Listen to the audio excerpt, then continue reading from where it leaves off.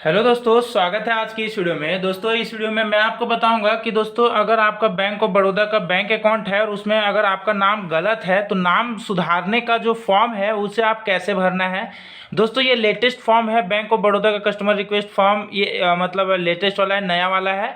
ठीक है, तो ये फॉर्म दोस्तों आपको बैंक ऑफ बड़ौदा के ऑफिशियल वेबसाइट से भी आप डाउनलोड कर सकते हो। जस्ट आप सर्च मारोगे bank of Baroda customer request form download, तो आपको ये फॉर्म 3 पेज का आपको डाउनलोड ये फॉर्म देखने को मिल जाएगा।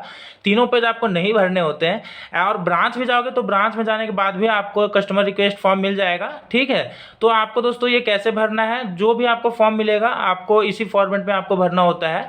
तो दोस्तों आपको सबसे पहले देखो, आपको यहाँ पे सबसे पहले अपना बैंक का नाम लिख लेना है। जो भी आपका बैंक का नाम बैंक ऑफ बड़ौदा है तो यहाँ पे बैंक ऑफ बड़ौदा लिख लेना है ब्लू या ब्लैक पेन से।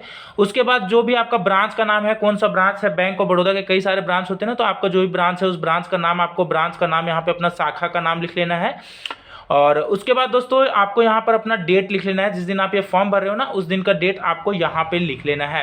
उसके बाद दोस्तों यहाँ पे आया है फर्स्ट एप्लीकेंट नेम और दूसरा है सेकंड एप्लीकेंट नेम। तो दोस्तों बैंक ऑफ बड़ौदा में कई व्यक्तियों का ना ज्वाइंट खाता भी होता है। तो ज्वाइंट खाता जैसे अगर आपका देखिए सिंगल अकाउंट है, जैसे कि मेरा सिंगल अकाउंट है, जैसे ज्वाइंट खाता किनका होता है, जैसे पति और पत्नी के नाम से ज्वाइंट खाता होता है। ठीक है, तो उस कंडीशन में पति का नाम ऊपर और पत्नी का नाम यहाँ पे लिखा जाता है। लेकिन मेरा जैसे कि सिंगल अकाउंट है, इंडिविजुअल अकाउंट है, तो जस्ट मेरे को फर्स्ट एप्लीकेंट नेम में यहाँ पर मुझे अपना नाम लिख लेना होगा। और ये जगह जो है सेकंड एप्लीकेंट नेम में, इसे आपको खाली छोड़ देना है। आपको इसमें सेकंड एप्लीकेंट नेम में कुछ नहीं भरना है। उसके बाद जो भी आपका बैंक अकाउंट का नंबर होगा दोस्तों, खाता संख्या, वो आपको यहाँ पे भर लेना है, डाल लेना है।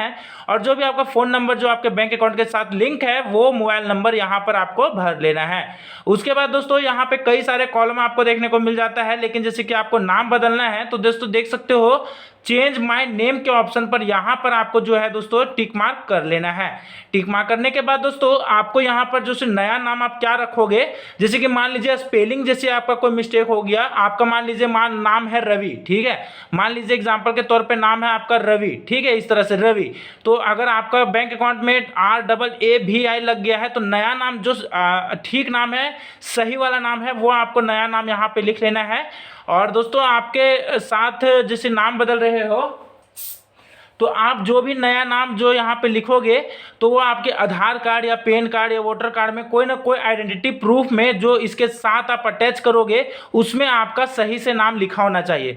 माना कि आपका दोस्तों बैंक ऑफ बड़ौदा में आपका मिस्टेक हो गया हो नाम में, लेकिन अगर आपका आधार कार्ड या कोई और भी डॉक्यूमेंट में मिस्टेक हो गया हो तो अपडेट करना दिक्कत हो जाता है, सुधार करना दिक्कत हो जाता है।